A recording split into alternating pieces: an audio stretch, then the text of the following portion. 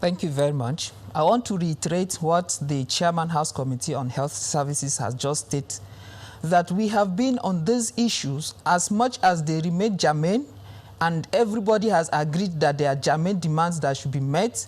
Agreements are usually reached freely and voluntarily, and to our dismay, when these agreements are reached, they are never implemented. The last agreement we reached was signed 8 months ago with clear deadlines for these agreements to be implemented. And unfortunately, because of the insincerity of some people in government, their ingenuity and their non-commitment to getting these matters resolved, these issues have lingered. And again, as he has stated, these are the same issues we have been following up.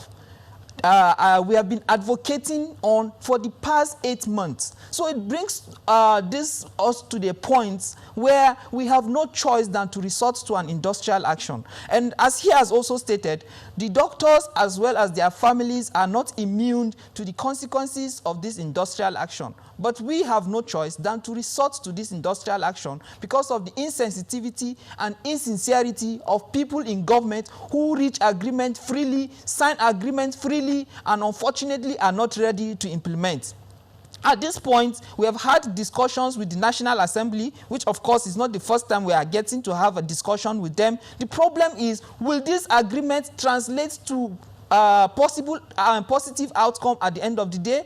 That's the fear now, because of course if we have reached agreement, this is not the first time we are reaching agreements that never see the light of the day. So I'm sure this is one of the fears that my members will entertain when looking into the agreements and resolutions we have reached recently at the National Assembly to get this industrial action averted. So I don't know. I want to call on people in authority to please keep to their agreement. And we are not strike mongers. We just don't have any choice, because agreements will be reached freely and they will never be implemented. Even the Right Honorable Speaker was disappointed that these issues he had thought have been resolved since the agreements were reached. But unfortunately, they are persisting up to this moment.